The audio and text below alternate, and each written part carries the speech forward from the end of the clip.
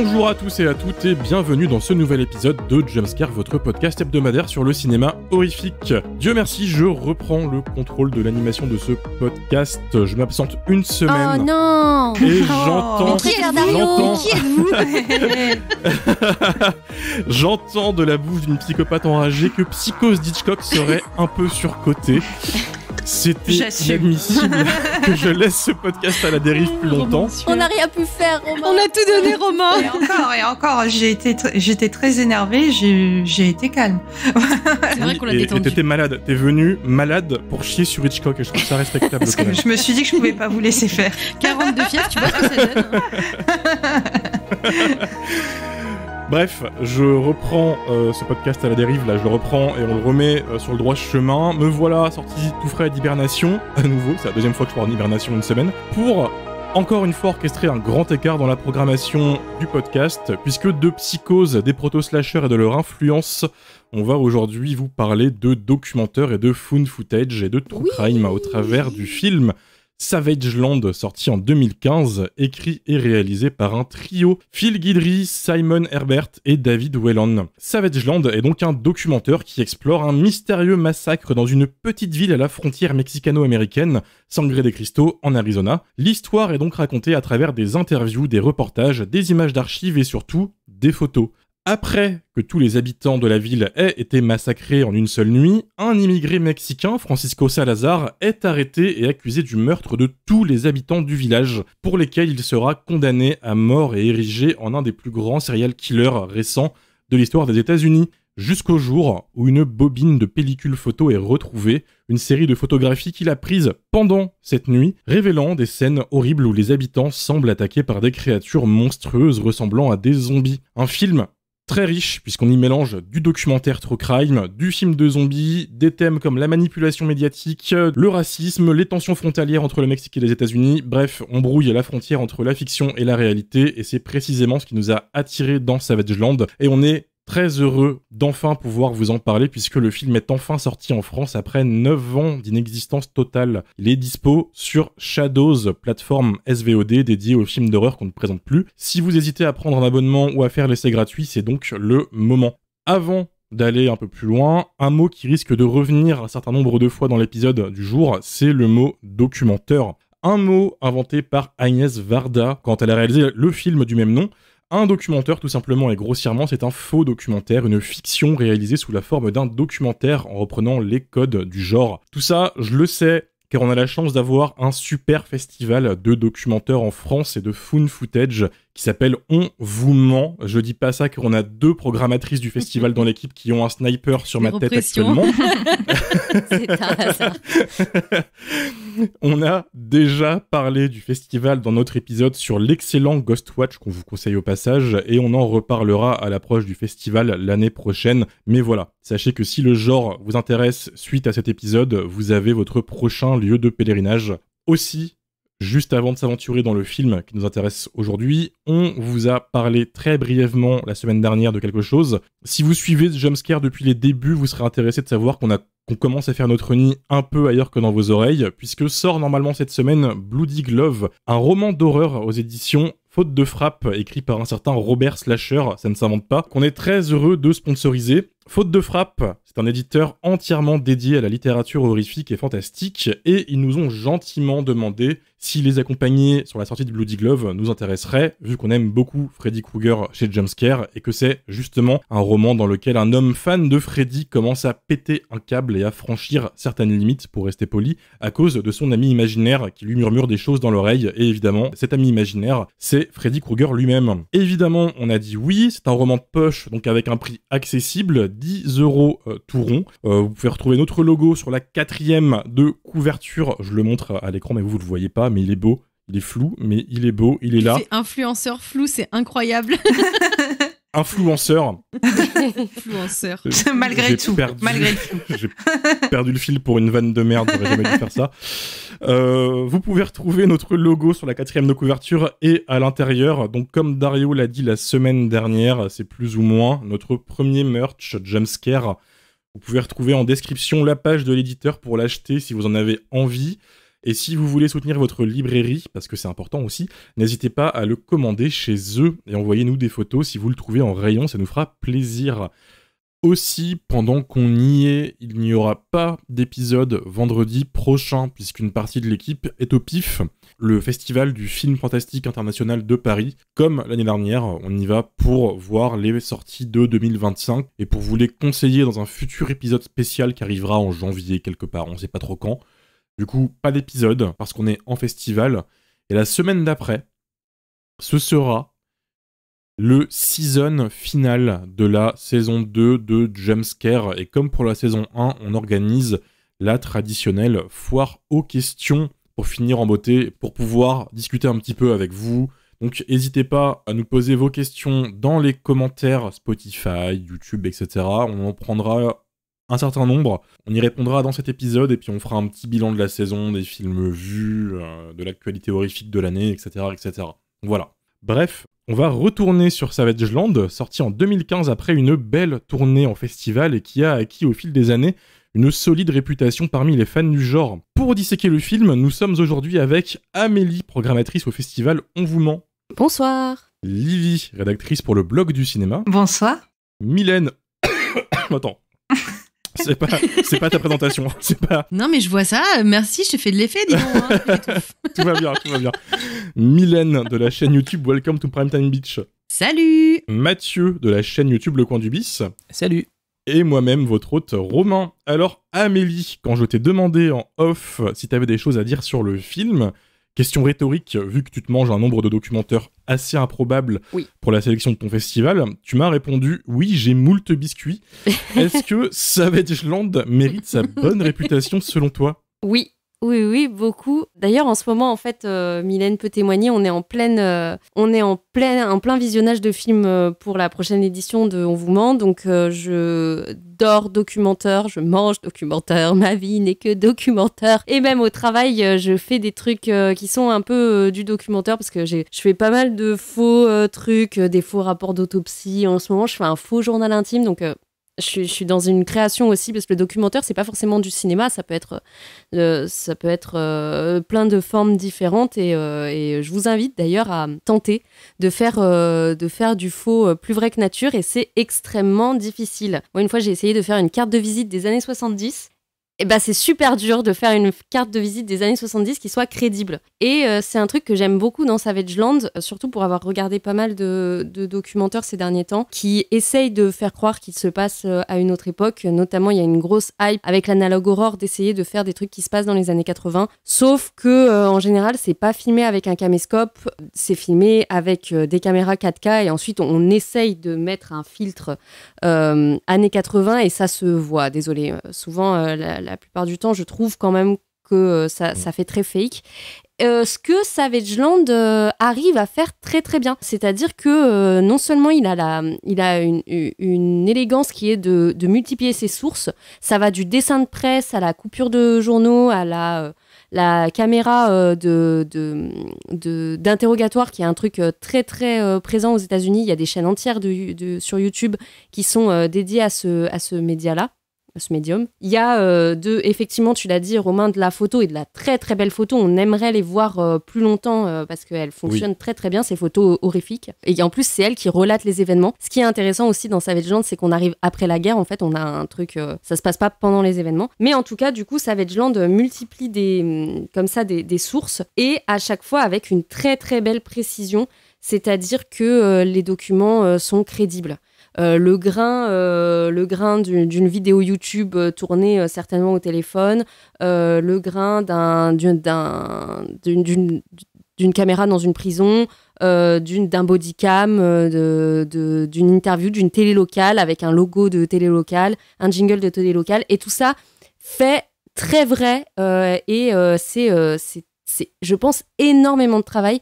On pense souvent que faire du fan footage ou faire du documentaire, c'est un truc facile. Là, vu la précision de ce qu'ils produisent, je pense que ils étaient ils ont bien fait d'être 3 parce que vraiment c'est d'une très grande précision et c'est parfait quoi. On y croit parfaitement. Ce qu'on aurait pu un peu reprocher à des films comme Late Night with the Devil par exemple, qui malgré son ambiance années 70, ça se voit que c'est pas un vrai truc de télé des années 70. Merci Lia. Mais du coup voilà, j'ai apprécié cette variété de contenu qui fait vraiment documentaire pour le coup, c'est-à-dire qu'on a interviewé les protagonistes, on est allé chercher de l'archive et tout ça, et ça ressemble effectivement beaucoup aux documentaires True Crime qu'on peut voir notamment sur les plateformes de VOD. Mais il y a un truc que je trouve hyper intéressant, et t'en as parlé Romain, c'est qu'il y a effectivement une dimension, un propos sur le racisme et sur l'immigration aux États-Unis. Et moi, je vois Savageland un petit peu comme une suite spirituelle de La Nuit des Morts Vivants. C'est-à-dire que là, on a un personnage racisé, donc là, lui, en l'occurrence, c'est mexicain, qui survit à une nuit de zombies et qui va se faire tuer par les gens qui sont censés le sauver et par les blancs notamment, comme à la fin de La Nuit des Morts Vivants, le protagoniste se fait tirer dessus quoi. Donc pour moi c'est un peu une suite spirituelle et du coup effectivement il y a un propos, comme on le sait, on l'a déjà dit quand on a parlé de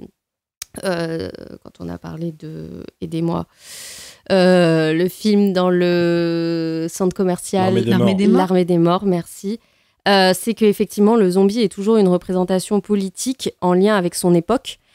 Et là, peut-être, ça faisait un moment que j'avais pas vu ça, peut-être pour la première fois, le zombie est la représentation d'une Amérique trumpiste. Oui.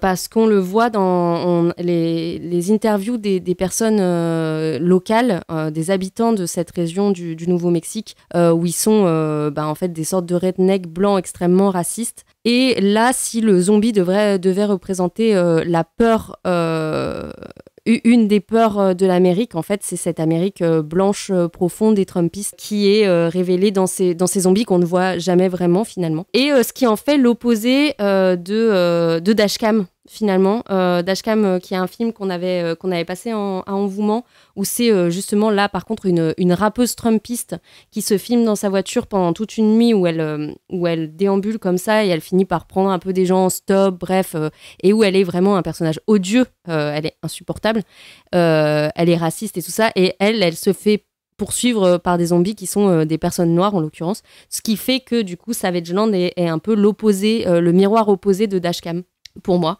Mais en tout cas, très très belle découverte. Les photos sont terrifiantes. Vraiment, un superbe travail sur les photos.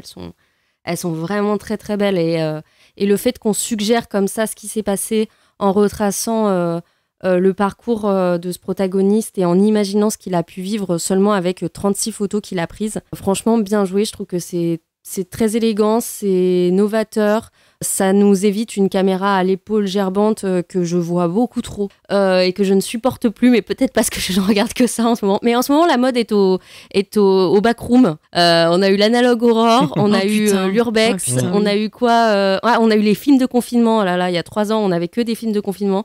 Là, on est sur... Après, il y a beaucoup la mode aussi des faux trucs avec Trump et tout, des documentaires avec Trump. C'est vrai. On a eu pas mal de trucs comme ça. C'est vrai, il y a des Et la guerre, ouais. J'en peux plus. Ça a l'air terrifiant la programmation de votre festival. Ah bah, en même temps, le documentaire, c'est...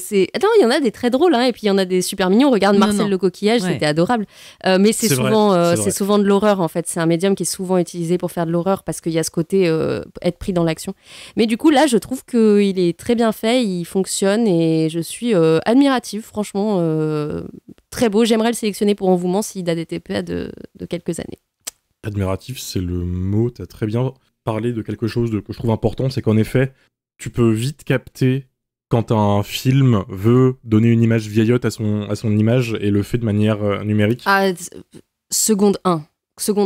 Ouais. Et ça te ruine. De la VHS, là, de la fausse VHS, en fait, où c'est un filtre VHS et t'as juste mis les numéros, là, effet VHS dans un coin. Je ne vois que ça. Et en plus, pour moi, si tu fais du documentaire ou du fan footage, il faut que tu sois très précis dans ton mensonge. Parce que t'es là pour fouler ton audience, en fait. T'es là pour mentir, donc mens bien.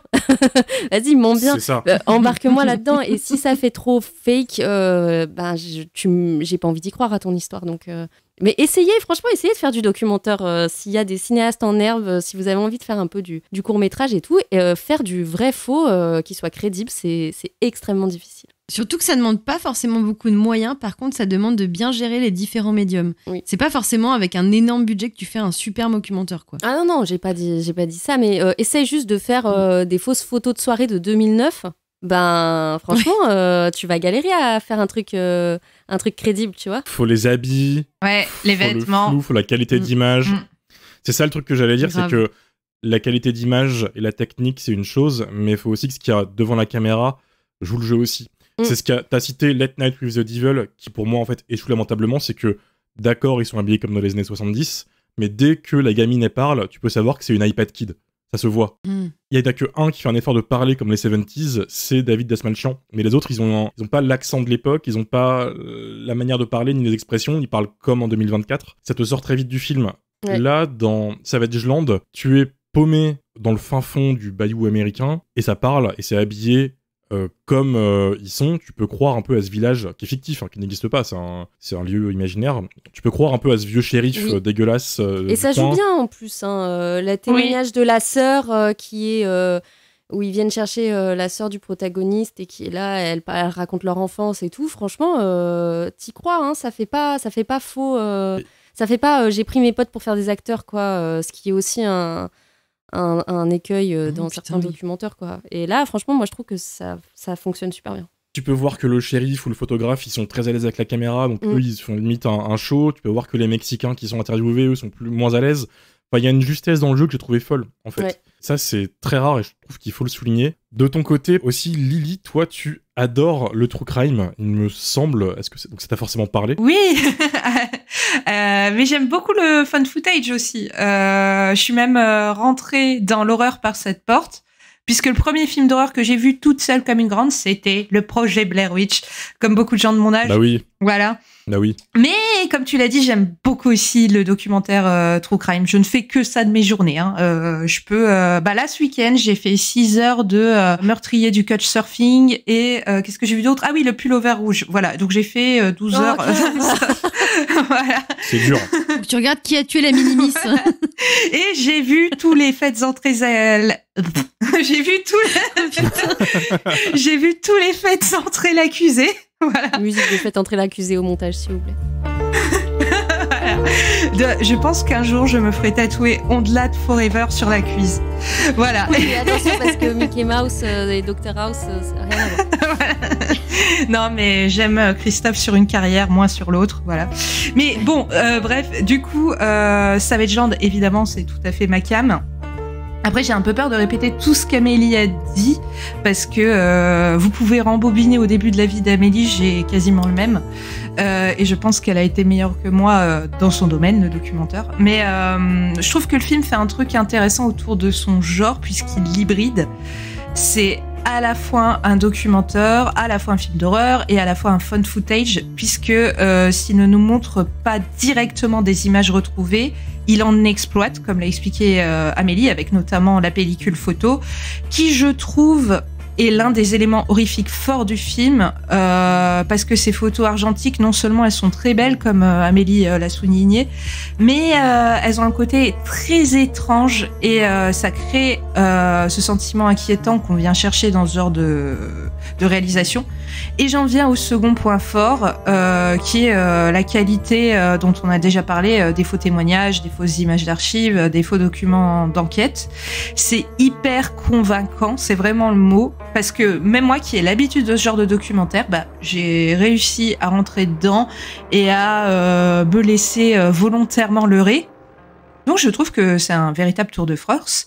Et là où on pourrait croire qu'il y a des faiblesses dans le jeu d'acteur, notamment dans l'interprétation du suspect mexicain ou du photo-reporter, en fait, le film a l'intelligence de les mettre au profit de la parodie. Parce qu'en fait, ce sont pas des faiblesses, ce sont des éléments parodiques.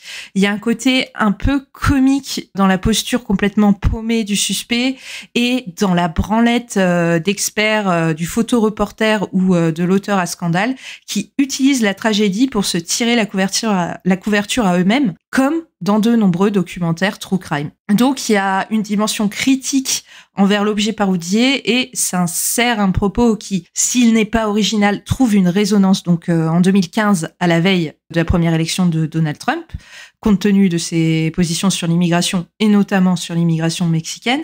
Et ça résonne encore en 2024 à sa seconde élection. Oui, il a beaucoup joué de complotisme et de fake news pour se faire réélire. Or, Savageland démontre que avec peu de moyens, mais un brin d'intelligence et de savoir-faire en mise en scène, tu peux créer et manipuler des images de manière convaincante pour faire passer un récit fictif pour véridique. Du coup, je trouve que c'est un film qui est super intéressant, avec plein de pistes de réflexion autour, même si j'ai un petit bémol pour ma part.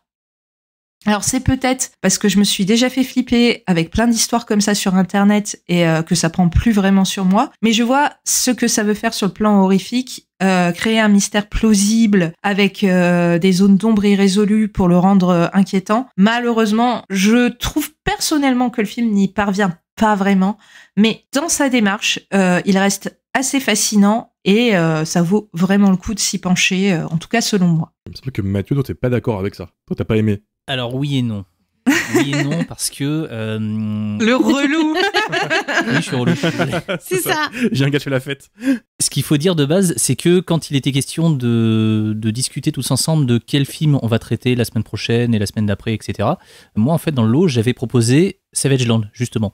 Et tout le monde avait dit en fait ouais on va faire celui-là parce qu'il est vachement bien et tout. Moi je le connaissais pas. Je connaissais uniquement le film de nom et ça faisait quelques jours que je voyais passer pas mal d'avis sur Twitter, dans le Discord aussi, de personnes qui découvraient le film ou qui l'avaient revu et qui disaient putain en fait Savageland c'est vachement bien. Et je me suis dit tiens pourquoi pas celui-ci quoi. D'autant plus que encore une fois je n'avais pas vu le film et je trouvais ça cool en fait de proposer un film que moi-même je n'avais pas vu quoi. Sauf que quand j'ai vu le film, je suis désolé mais je me suis un petit peu fait chier pour rester poli parce que la structure, enfin déjà de base je n'aime pas spécialement le found footage. Le found footage c'est quelque chose qui me... et le documentaire, c'est deux choses avec lesquelles j'accroche très moyennement. Les found footage ou les documentaires qui trouvent grâce à mes yeux sont pas forcément des trucs en lien avec le cinéma d'épouvante ou le cinéma horrifique. À partir du moment où je vois quelque chose en fait qui est pas, comme disait Amélie, crédible, je sors du truc très rapidement quoi.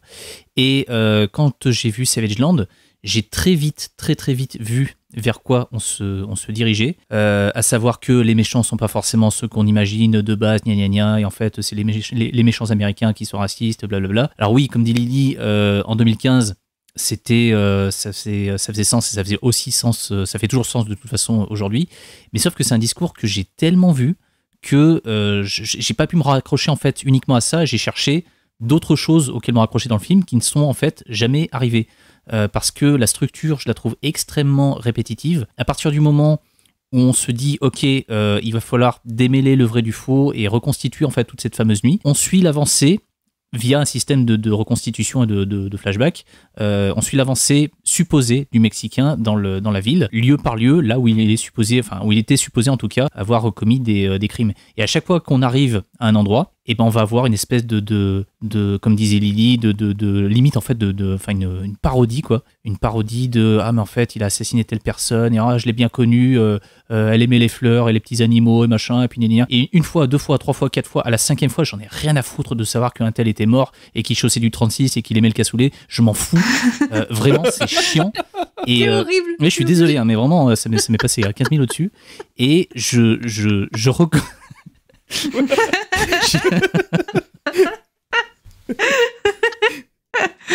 Il est odieux. Oui. En fait, je me suis auto-kill tout seul parce que j'ai choisi sans le vouloir un film qui appartient à une espèce de sous-genre, même si c'est pas vraiment un sous-genre, que moi-même je n'aime pas.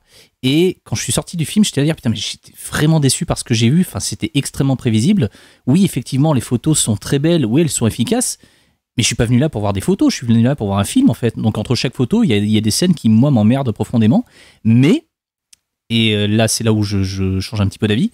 Ce qui a été dit précédemment par Lily et par Amélie font que je me rends compte après coup que je suis passé à côté de beaucoup de choses et que même si c'est un sous-genre que je n'apprécie pas particulièrement et que j'en attendais peut-être plus, je pense que ça mériterait un second visionnage, maintenant que je sais un petit peu à quoi m'attendre, et qu'il y a, je pense, pas mal de choses qui me sont...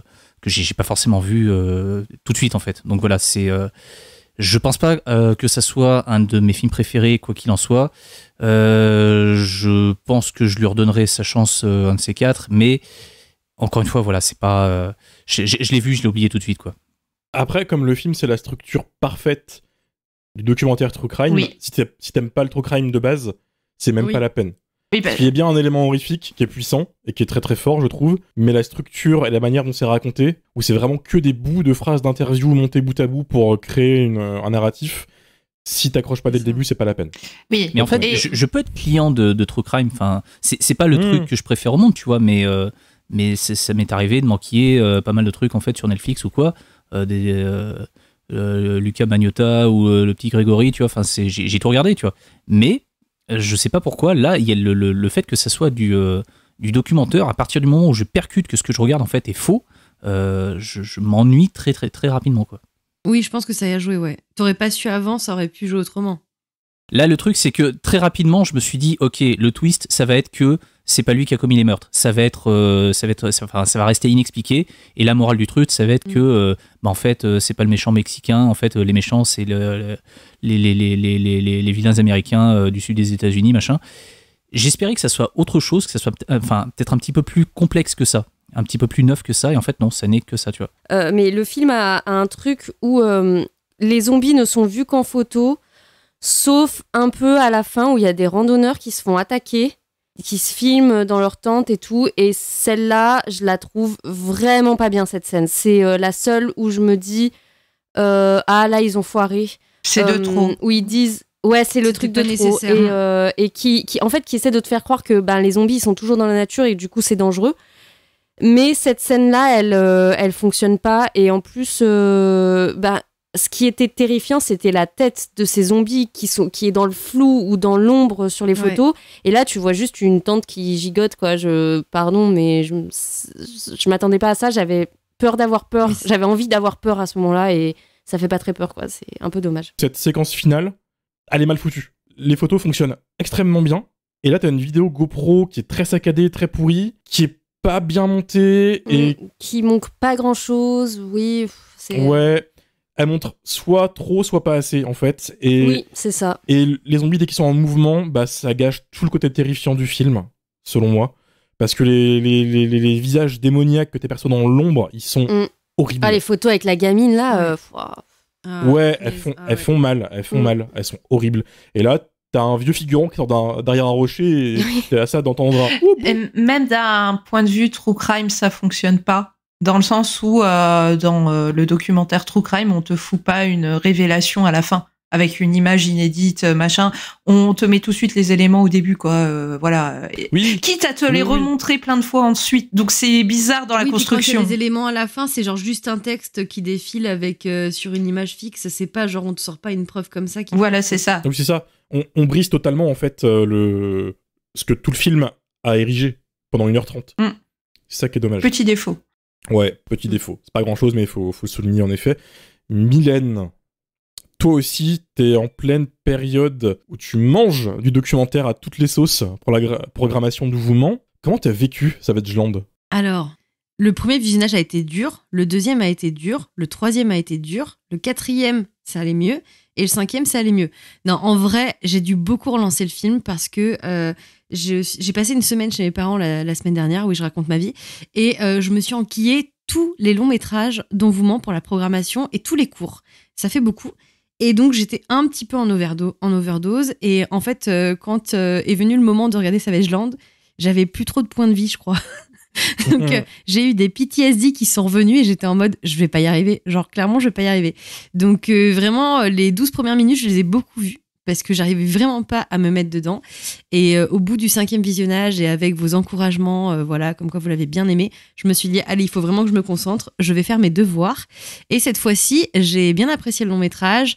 J'ai peur de répéter ce qu'Amélie va dire parce que je suis plutôt d'accord avec Amélie sur le fait que, effectivement, c'est un documentaire qui gère extrêmement bien les différents formats, qui nous propose quelque chose de cohérent, qui est relativement bien rythmé.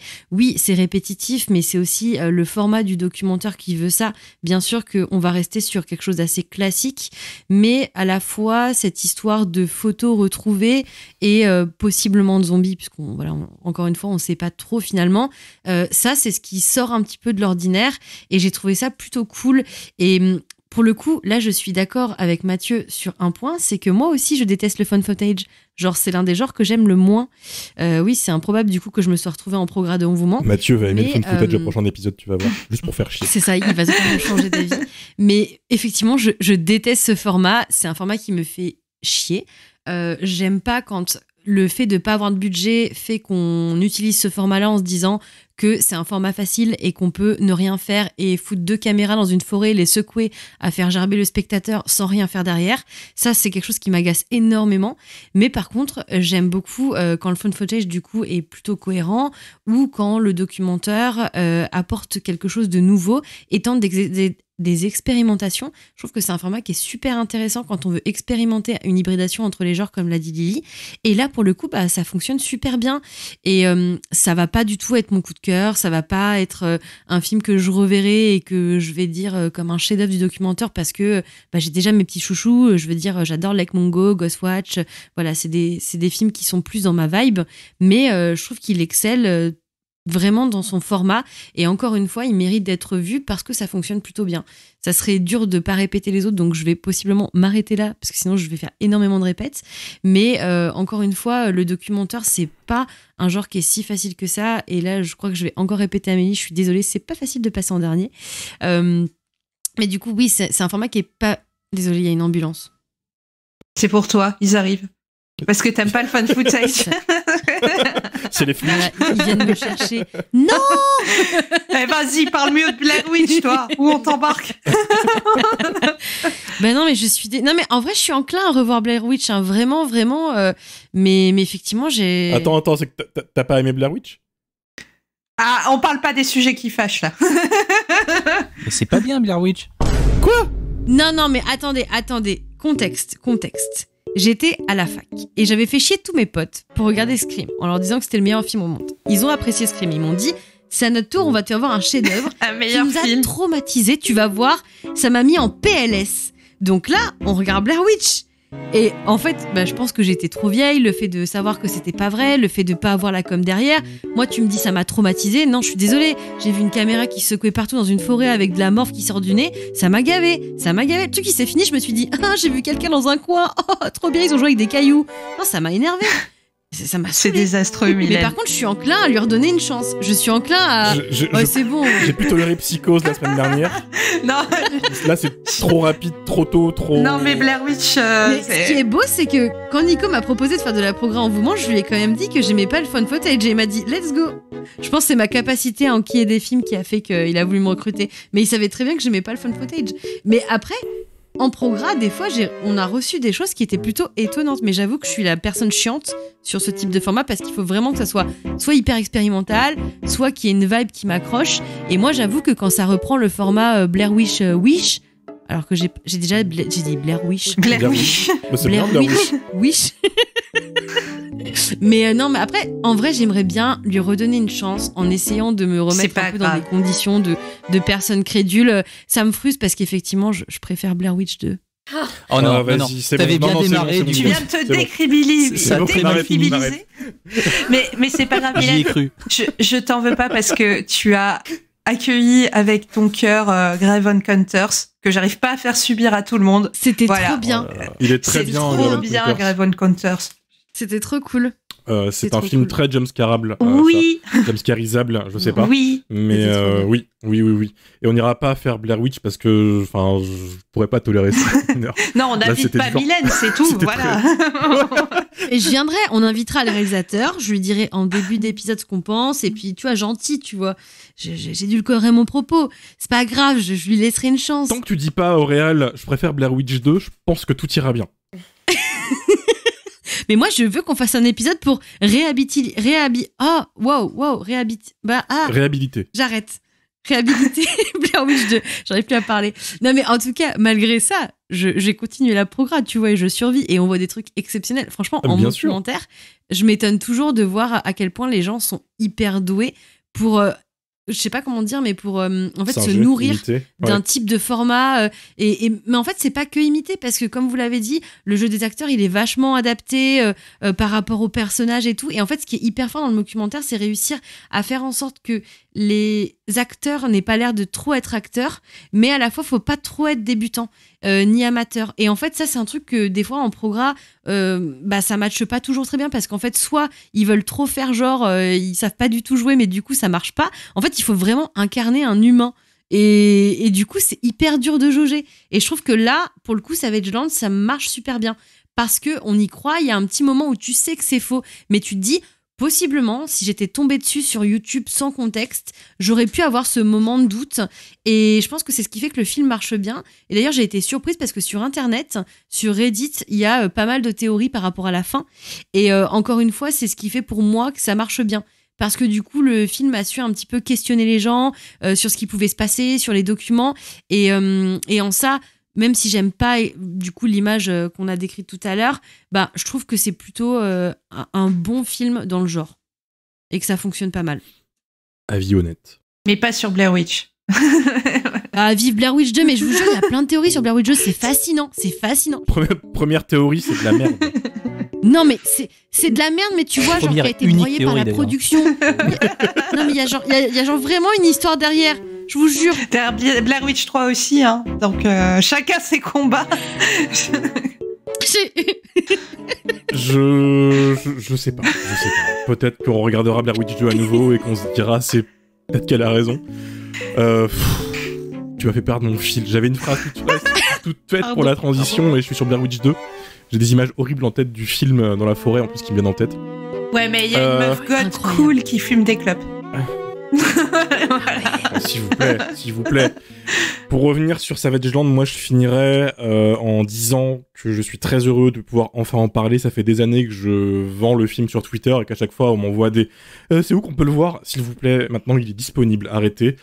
Je suis très content qu'on en parle, je suis très content que le film trouve un public et que les gens voient à quel point c'est bien. Et je finirai aussi en recommandant le travail artistique d'Oleg Vdovenko, qui est un digital painter, donc de la peinture sur Photoshop, sur Procreate, etc., qui s'inspire beaucoup de Savage Land. Je sais pas si ça vient vraiment du film, cette esthétique horrifique, analogique, photographique, avec un flash dans la forêt la nuit, avec des créatures en fond que le flash éclaire un tout petit peu au loin. C'est très précis, mais il a fait pas mal de séries de peintures qui s'en inspirent beaucoup, notamment Stork et Forest God, qui sont limite en fait des histoires de peinture, voilà, de l'art narratif, qui racontent des histoires comme ça, aussi sous forme de photos et de bobines retrouvées. Juste, c'est peint au lieu d'être avec de la vraie photographie. C'est une folie. Ça a donné naissance d'ailleurs à des films et des courts-métrages, donc peut-être que vous connaissez son boulot sans le connaître. Si vous avez vu le dernier VHS Beyond, qui est excellent au passage, le premier court-métrage où des flics d'une brigade un peu paranormale vont bousiller du zombie à la tronçonneuse Ah oui. et un oiseau extraterrestre géant qui contamine tout le monde et qui en fait des esclaves, bah c'est lui en fait. Voilà, cette esthétique. Il fait une esthétique found footage en peinture, ce qui est fort. Ah, cool. Et tu retrouves entièrement cette esthétique dans Savage Land. C'est pour ça que quand je l'ai vu, j'ai pété un câble. C'est que c'est un des rares films qui utilise ce genre de visuel aussi bien. Je trouve que les zombies du film sont terrifiants, alors qu'on ne les voit en fait jamais nettement. On les voit dans une sorte de flou un peu bizarre, comme si ils étaient un peu pas prenables en photo. comme si c'était des entités paranormales, et les visuels m'ont chopé directement, quoi. C'est vraiment elles, les stars du film, les photos. Il y a sur internet la bobine de photos qui est postée en HD, si vous voulez voir les photos sans le montage, sans les zooms incessants, qui sont très propres au documentaire. Si vous voulez juste vous poser et regarder le travail qui a été fait dessus, allez-y, puisque les mecs qui ont fait le film n'ont pas trop révélé comment ils les ont fait. J'ose même pas imaginer le travail qu'il y a eu derrière, parce que c'est de la manipulation photographique. Ouais, il y a un boulot d'éditing qui est fou. Alors, c'est un peu fascinant quand même. Ouais, les réals de Savage Land ont fait beaucoup de télévision avant d'avoir fait Savage Land, et je pense que c'est aussi ce qui fait une des forces du film, c'est que si il a digéré aussi bien les codes, c'est qu'ils ont bossé dedans avant, quoi. C'est vraiment un des meilleurs documentaires que j'ai vu, et ça vaut le coup. C'est un des rares qui m'a fait peur aussi. T'as eu peur ? Sérieusement ? Tu veux qu'on se batte ? Non, mais en vrai, le fait de pas beaucoup montrer les choses, c'est ce qui marche, tu vois. La suggestion de forme dégueulasse dans l'ombre fonctionne beaucoup plus sur moi que les montrer frontalement. Et on sous-entend énormément de choses dans la seconde partie, notamment dans l'église et l'école. C'est des brefs moments, notamment la photo de la gamine derrière les barreaux, moi, qui m'a eu. Il y a un tel côté de désespoir bizarre que ça a très bien marché sur moi, cette ambiance. Je comprends que ça puisse pas marcher sur certains, je respecte ton avis, aussi désastreux soit-il, mais voilà, moi, c'est un des rares films qui me fait peur, voilà. Mais c'est souvent les phone footage qui me font peur. Hein. Moi aussi, ouais. Qui me touche. C'est esthétique. C'est l'esthétique avec laquelle on a grandi, on s'est bouffé les vagues Blair Witch, Rec, etc. C'est aussi une esthétique qui est très réaliste. Et surtout, la VHS, ce magnétoscope, je pense que pour notre génération, c'est censé être un truc rassurant. Exactement. Et là, c'est infernal. Et puis, enfin, la photo, le flash, c'est des trucs auxquels on est très confrontés tout le temps, en fait, qu'on a tous connus. Et donc, le déformer d'une manière aussi dégueulasse, moi, je trouve ça pertinent. Et ça marche, en fait. Dans ce film-là, hein, pas tout le temps, évidemment. Mais après, je pense aussi que ce qui marche... après, je peux me tromper, mais ça m'avait fait ça aussi pour Lake Mungo, c'est que même si tu sais que ça s'apparente à de l'horreur, quand ça commence, ça a l'air quand même très réel. Oui. Et du coup, le fait d'être un peu surpris par l'explication sans trop en voir fait que ça te plonge dans une espèce d'inquiétude en fait qui peut créer le frisson, quoi. Et je pense que c'est ça qui marche aussi. Alors que Lake Mungo, au final, tu vois quasiment que dalle. Il y a un jumpscare dans le film, alors c'est le jumpscare, il est fou. Mais au final, tu vois pas grand-chose et c'est encore le cas. C'est le fait que ça soit hyper réel et progressivement, t'as un peu un doute qui se crée. Et encore une fois, comme pour Ghostwatch, et comme pour Blair Witch, toi et ta paranoïa. non, c'est bon, la morphe sur la caméra. Mais oui, non, mais c'est sur la caméra, sur la pellicule, de partout.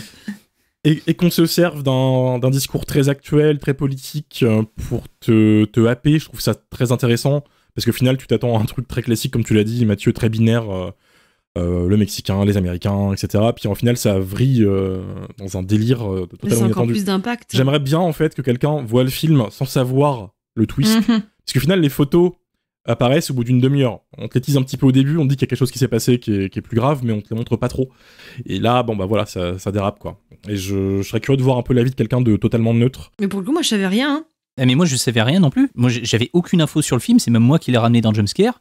Et je regrette amèrement, mais ça n'a absolument pas marché sur moi. Je reconnais que techniquement, le film, il est impeccable, qu'il y a beaucoup de choses en fait à dire, en tout cas bien plus que ce que moi j'avais perçu lors de mon premier visionnage, mais ça ne fonctionne pas sur moi. Plus d'images c'est pas tant une question qui manque des images horrifiques ou quoi, parce qu'en l'état, les photos, elles sont efficaces. Mais je trouve que le problème, enfin en tout cas ce qui n'a pas fonctionné sur moi, c'est ce côté sans surprise et le côté répétitif dans la narration. Le fait qu'il y ait des espèces de ventre mou qui me racontent des trucs dont je me fous royalement, qui ne font pas forcément avancer l'histoire, et tout ça mélangé fait que je me suis ennuyé, quoi. Oui, mais tu l'as vu en sachant que c'est un documentaire. Non. Tu vois, c'est... je vois ce que tu veux dire, mais je n'avais aucune info sur le film avant d'appuyer sur lecture, tu vois. J'étais complètement vierge de toute information. Après, le documentaire, c'est tellement subjectif. Du moment que tu sors du truc, c'est quand même compliqué après de se remettre dedans, quoi. Mais il y a quand même quelques documentaires qui trouvent grâce à mes yeux, ou des found footage ou quoi. Rec, par exemple, je le trouve très efficace, puisqu'on parle d'histoire de zombies. Il y en a pas beaucoup, mais il y a quand même des films qui marchent sur moi, tu vois. Mais je suis désolé, ça n'a pas été le cas ici, quoi. Moi, il y en a un qui a marché sur moi dans le sens où, comme je mange énormément de true crime, Netflix m'a mis à la suite une fois, et donc du coup, j'ai pas prêté attention à ce que je regardais, m'a mis à la suite une fois une série qui s'appelle American Vandal, et qui est là, c'est un documentaire, mais c'est une comédie. C'est trop bien. Et c'est extrêmement drôle. C'est l'histoire d'une petite ville américaine. Ça commence dans un lycée. Il y a un vandale, du coup, qui vandalise des lieux publics et il dessine des bites. Et tout est tourné en mode documentaire hyper premier degré, en mode mais putain, qui a dessiné ces bites? C'est pas possible. Notre société va à volo. On va tous mourir, quoi. Voilà. Et en fait, je me suis vraiment prise au jeu dans le sens où, comme je croyais que c'était un true crime, un vrai true crime, j'étais en mode mais ils sont complètement cons les Américains ou quoi? J'étais devant le truc, donc c'est convaincant, ça marche très très bien et c'est très drôle. Si je peux glisser ma petite reco, voilà. Eh ben écoute, la bite sera le mot de la fin. Je trouve ça bien. Non, si tu veux dire un truc, tu peux rajouter. Non, je voulais dire qu'à contrario, des fois on peut se faire avoir par le documentaire, mais nous avec Amélie, je sais pas si tu te souviens, on avait eu le contraire en programmation, qu'on avait reçu un film un peu cringe. Et que du coup, on se demandait, c'était un peu bizarre et on s'est rendu compte que c'était un vrai documentaire.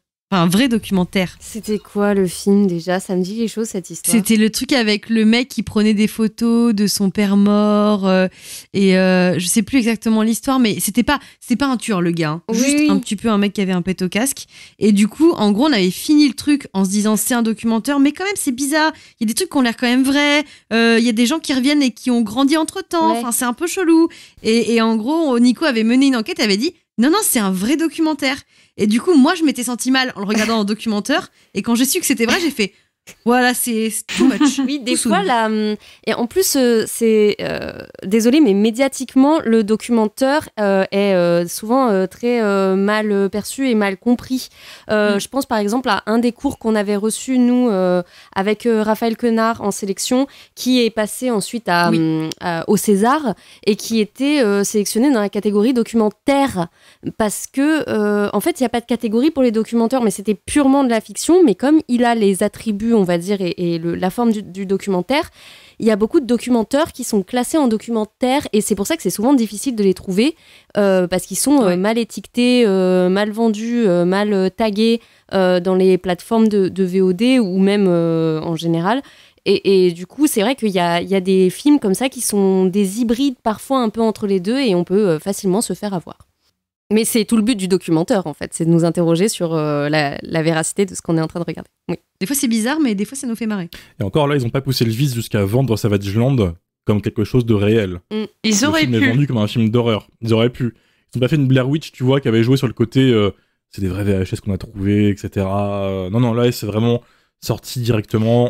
Surtout que maintenant, avec tout ce qui est ARG et tout ça, je pense quand même que l'horreur sur Internet, elle joue beaucoup sur le côté fan footage, documentaire.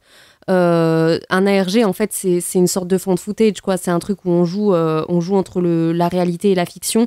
Et du coup, je pense que le public d'aujourd'hui a un regard beaucoup plus critique, a très peur de se faire avoir. Parce que justement, le premier truc sur une vidéo un peu impressionnante, c'est « Ah non, mais c'est fake ». Et je pense qu'il y a plus un regard critique, en tout cas des jeunes sur Internet. Et heureusement, hein, je suis ravie de le voir. Oui. En tout cas, ils s'interrogent sur la vérité des images. Et surtout, ils auraient peut-être pas pu complètement le vendre, tout simplement parce qu'il est très très facile à débunker. Suffit que tu tapes le nom de la ville, tu t'aperçois qu'elle n'existe pas. Donc de là... Oui, c'est vrai. C'est vrai que dans le parti pris, c'est assumé, en fait. Il n'y a pas d'avis d'auditeurs aujourd'hui. Le film est sorti trop récemment et il se pourrait que le community manager ait totalement zappé de le faire. Parce qu'on a... Mais c'est qui ce community manager? Alors, je vais défendre quand même un petit peu, je vais me défendre, mais c'est moi le community manager. On devait faire Savage Land aujourd'hui, puis en fait on devait pas le faire. Oui. Ça devait être un autre épisode, ça devait être un autre film. 37, L'ombre et la proie, et en fait ce matin on a décidé de refaire Savage Land. Pour plein de conneries de programmation et tout ça, vous en faites pas, voilà, ça arrive, donc j'ai pas eu le temps. J'ai eu le temps d'annoncer le fait qu'on allait faire Savage Land à nouveau. Donc il y a eu une sorte de montagne russe parmi les gens qui ont fait « Ouais, Savage Land ! Ouais, 37, Ombre et la proie ! Ouais, Savage Land !» Enfin voilà, c'est l'enfer. Désolé. Il y a quand même eu quelques personnes qui ont réagi, donc les gens sont très contents. En tout cas, que ce soit Savage Land, les gens qui l'ont vu ont tous envoyé « C'est trop cool, c'est trop bien !» Il y a quand même Antoine59 qui a pris le temps d'écrire un avis spontané, donc on le remercie parce qu'il sera l'unique avis des auditeurs aujourd'hui. Le dernier segment de l'église jusqu'à la fin de l'école était extrêmement perturbant. Sur cette photo, j'en avais presque les larmes aux yeux. Impossible d'expliquer pourquoi, mais c'était triste. Oui. Tout ce message thématique envers le rôle du photographe était juste parfait et précis. Vraiment un film génial. Oui, Voilà. le passage où il tient la main de la petite fille, c'est vrai qu'il y a un côté un peu émouvant en fait. J'en arrive à la conclusion que j'ai pas d'âme, hein, franchement. Ça, on le sait. Et tu es mort à l'intérieur. Mais d'ailleurs, vu Personne n'est sûr. Bien vu sûr. ton âge canonique, on n'est même pas sûr. L'âge On canonique peut pas de le Mathieu. dater, on peut pas le dater. Carbone 14, syntaxe error.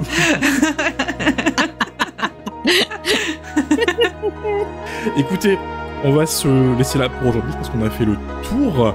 On a rejoint Blue Sky récemment puisqu'il y a un exode massif des gens sur Blue Sky suite aux conneries d'Elon Musk et de la politique américaine, etc.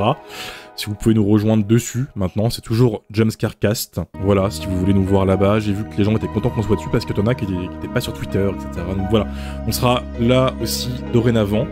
Aussi sur Twitter, Jumpscarecast, et Instagram, toujours. N'hésitez pas à venir nous suivre. N'hésitez pas à commenter, à partager, à liker. Et comme il n'y a pas d'avis des auditeurs, n'hésitez pas à nous dire ce que vous avez pensé du film. Comme il est très accessible, voilà, ça nous fera plaisir de voir si vous avez aimé ou pas. D'ici vendredi prochain, voilà, portez-vous bien. Salut. Salut, bisous. Salut. Salut.